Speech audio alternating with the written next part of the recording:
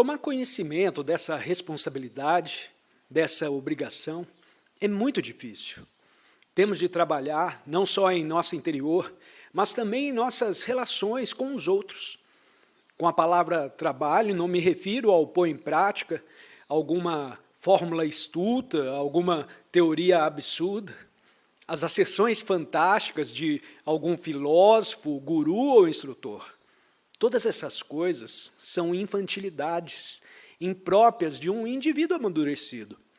Quando dizemos trabalho, isso significa que o indivíduo, cônscio de sua responsabilidade como ente humano, vivente nesse mundo, deve trabalhar pela transformação de si próprio. Pois se ele operar essa mutação em si próprio, poderá transformar a sociedade. A sociedade não pode ser transformada por nenhuma revolução, quer econômica, quer social.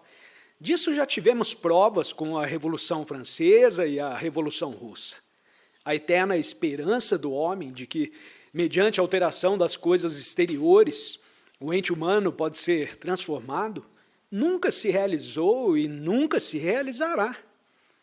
A reforma exterior, a reforma econômica, que forçosamente terá de operar-se nesse país tão pobre, não irá modificar a atitude do homem, suas maneiras de vida, sua aflição e confusão.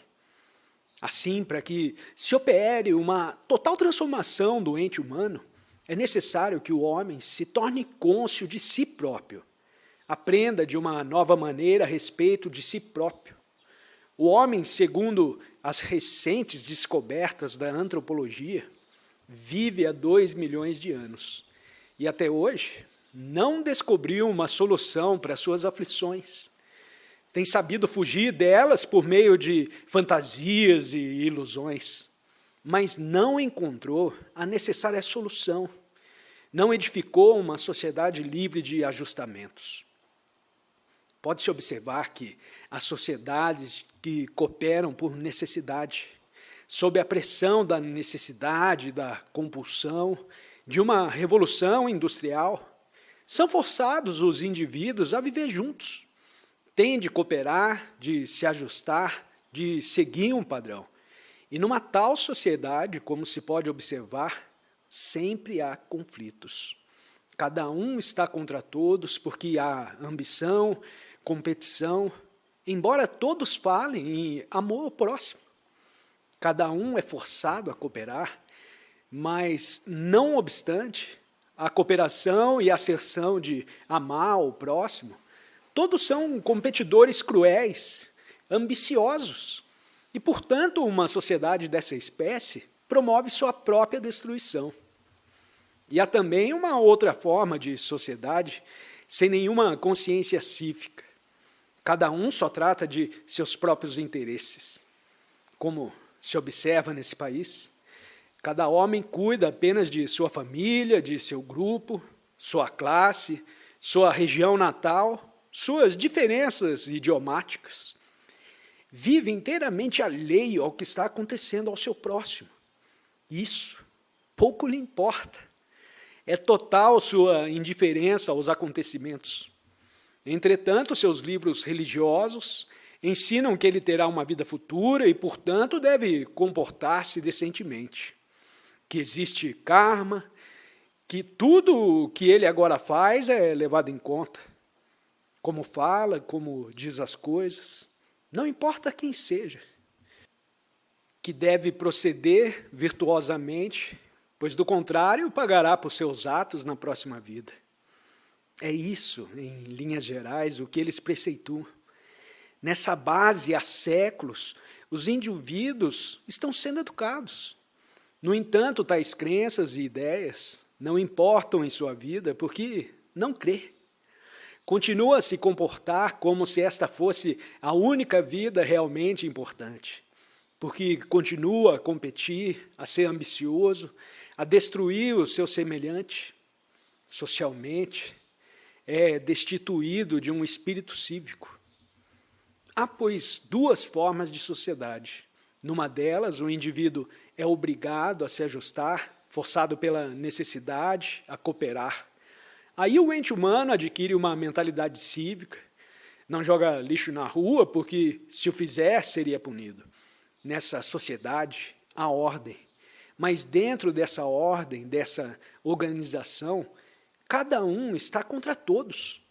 Na outra forma de sociedade, a existente nesse país, não há uma estrutura social, não há a menor consciência cívica, porque ninguém crê no que lhe é dito ou ensinado. Há essas duas formas de sociedade, e cada uma delas traz em si o germe de sua própria destruição. Assim sendo, o homem religioso importa criar uma nova sociedade inteiramente diferente daquelas. Ou seja, uma sociedade em que cada indivíduo proceda virtuosamente em cada minuto, por compreender suas responsabilidades como ente humano, por compreender que só ele responde por sua conduta e suas atividades. Só ele será responsável se for ambicioso, cruel, destruidor, rancoroso, ciumento, competidor e atormentado por temores. Só tais indivíduos podem criar uma nova sociedade. Necessitamos de uma nova sociedade. E ninguém mais a pode criar senão você mesmo. Mas não parecemos sentir a nossa imensa responsabilidade a esse respeito. E é isso o que mais importa antes de tudo mais. Porque essa é que é a base adequada, ou seja, o comportamento virtuoso, a conduta justa, que não é conduta ditada por um padrão, porém uma conduta que decorre do aprender. Se o indivíduo está aprendendo a todas as horas, esse próprio ato de aprender cria a ação virtuosa. Por isso, só a mente religiosa pode criar a nova sociedade. E como disse, cada um deve aprender a se conhecer por si próprio, e não mediante a ensino ministrado por outros ou por seus livros sagrados, pois tudo isso é inteiramente alheio ao seu próprio ser, e, portanto, sem nenhuma significação. Tende a aprender de maneira nova a se conhecer, portanto, deve aprender a se observar. Do mesmo modo que observa aquela árvore, deve observar você mesmo. Assim como observa aquela árvore sem desfigurá-la, deve observar-se sem desfigurar o que vê. E aí é que se apresenta a maior dificuldade, pois não gostamos de olhar os fatos. Preferimos tomar conhecimento do que nos dá prazer e, portanto, evitar os fatos. Se desejo me conhecer, aprender os fatos em mim existente, tenho de observar cada momento de minha mente, cada sentimento que tenho, e nunca dizer que tal sentimento tem ou não tem razão de ser, nada negar e nada modificar, porém observar simplesmente o que sou. Isso requer uma certa disciplina, porque a observação do fato é em si uma disciplina. Observe, por favor, olhe a flor e verá quanto é difícil observá-la sem lhe dar um nome, sem reação de espécie alguma, sem dizer que dela gosta ou não gosta, simplesmente observá-la. Verá então quanto é difícil observar objetivamente qualquer coisa existente, inteiramente fora de nós mesmos.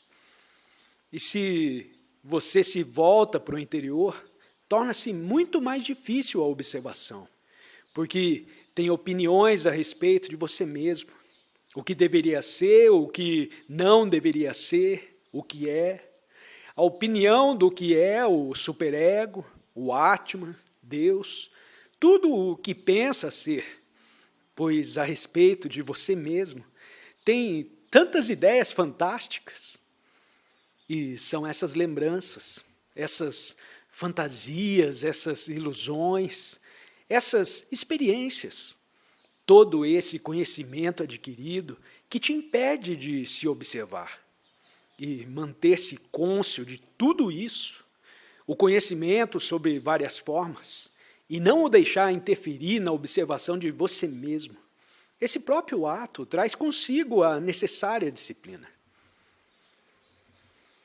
Para irmos muito longe, temos de começar com o que está muito perto. Devemos começar aqui, e não do outro lado da existência. Deve começar com a terra, conosco, com os entes humanos, com você mesmo. E nunca tentar descobrir a beleza transcendental da vida. Para se achar a beleza transcendental da vida, é preciso conhecer primeiramente a própria vida. Só através de nossa existência diária e pela compreensão da beleza dessa vida, só por essa porta, se pode descobrir o imensurável. Nossa mente busca sempre algo não transitório, algo chamado Deus, algo chamado verdade, e nos vemos tão desesperados, tão ansiosos, tão assediados pelo medo, que todos os esforços fazemos por achar isso que chamamos Deus ou verdade. Mas para achá-lo precisamos lançar a base correta. E a base correta é a ação correta na conduta. Não devemos, pois, lançar as bases sobre a areia, porém aceitando a responsabilidade de nossa vida diária e diligenciando promover nessa vida uma extraordinária revolução. Para a maioria de nós, toda mudança consiste numa espécie de transação mercantil. Desejo mudar e começo a especular sobre se isso será lucrativo, se valerá a pena e etc. Portanto, para nós, mudança significa transação. Reflita sobre isso e verá de que maneira extraordinária a sua mente funciona em relação a qualquer mudança.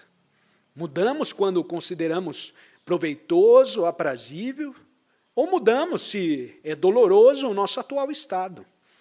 Mas toda mudança especulativa não é mudança, de modo nenhum.